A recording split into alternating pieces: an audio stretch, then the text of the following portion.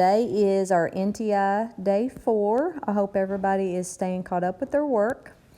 And I'm going to read a couple passages to you. The first one's called The Case For and Against Homework.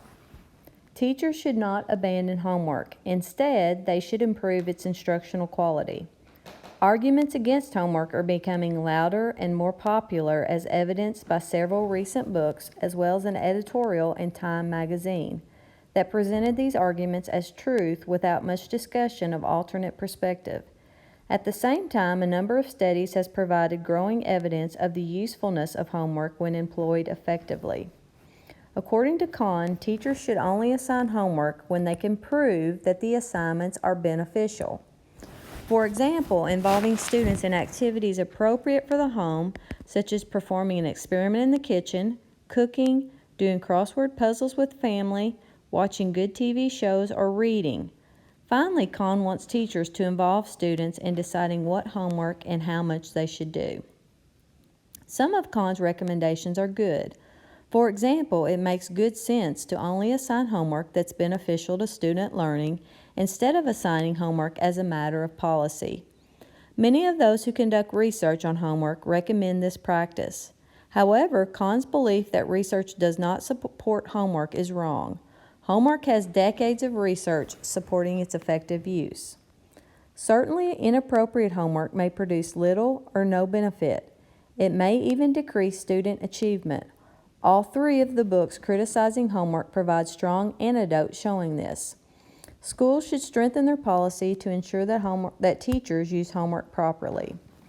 If a district or school discards homework altogether, however, it will be throwing away a powerful instructional tool. Cooper and colleagues' comparison of homework with no homework indicates that the average student in a class in which appropriate homework was assigned would score 23 percentile points higher on tests of the knowledge addressed in that class than the average student in a class in which homework was not assigned. Perhaps the most important advantage of homework is that it can enhance achievement by extending learning beyond the school day. This characteristic is important because U.S. students spend much less time studying academic content than students in other countries do. A 1994 report examined the amount of time U.S. students spend studying core academic subjects compared with students in other countries that typically outperform the U.S. academically, such as Japan, Germany, and France. The study found that students abroad are required to work on demanding subject matter at least twice as long as our U.S. students. Research provides strong evidence that when used appropriately, homework benefits students' achievement. To make sure that homework is appropriate, teachers should follow these guidelines. Number 1, assign homework that has a purpose, such as introducing new content or that allows students to practice skills. Number 2, make sure homework is the right level of difficulty so students can complete it. Number 3, assign amounts of homework that do not take too much time away from other home activities. So as you can see, article number 1 gives us several benefits and ways that homework can be useful. So article number 2 is called The Myth About Homework by Claudia Wallace. Think hours of slogging through homework are helping your child make the grade? Think again. Shakim was the last straw, or was it Kiva?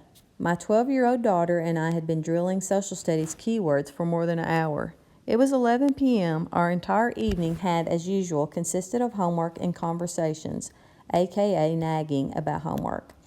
She was tired and fed up. I was tired and fed up. The words wouldn't stick. They meant nothing to her. They didn't mean much to me either. After all, when have I ever used Shakim in a sentence until just now?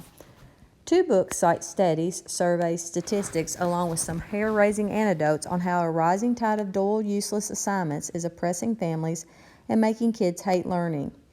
Educators, including Cooper, tend to defend homework by saying it builds study skills, self-discipline, and time management skills. But there's also evidence that homework sours kids' attitudes toward school. It's one thing to say we're wasting kids' time and straining parent-kid relationships, Kahn told me, but what's unforgivable is if homework is damaging our kids' interest in learning, undermining their curiosity. Kahn's solution is radical. He wants a no homework policy to become the default, with exceptions for tasks like interviewing parents on family history, kitchen chemistry, and family reading. Or in a nation in which 71% of mothers of kids under 18 are in the workforce, how about extending the school day or year beyond the traditional calendar? Let students do more work at school and save evenings for family and serendipity. Bennett and Kalash have a more modest proposal. Parents should demand a sensible homework policy, perhaps one based on Cooper's rule of thumb, 10 minutes a night per grade level. They offer lessons from their own battle to rein in the workload at their kids' private middle school in Brooklyn, New York. Among their victories, a nightly time limit, a policy of no homework over vacation, no more than 2 major tests a week, fewer weekend assignments, and no Monday tests.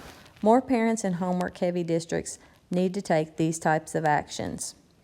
Okay, now let's talk about your assignment. Your assignment today is going to be a writing prompt. And it says, homework has traditionally been part of the normal school experience, but students often dread completing the assignments. Is homework really necessary? Would students learn as much without it? First, you're going to read the 2 articles, which we just read, and you're to write an introductory paragraph giving your position on the issue. Should students have homework or not? Make sure you have an engaging lead or hook, that you give some background on the issue or bridge, and that you have a thesis statement as the last sentence of your introduction. Your thesis will provide your 3 points. Be careful on the issue. You have to have reasons that are well thought out and can be supported. Remember, you are not writing the entire paper at this point, just the introduction. Good luck, and if you need any help, feel free to reach out to your teachers.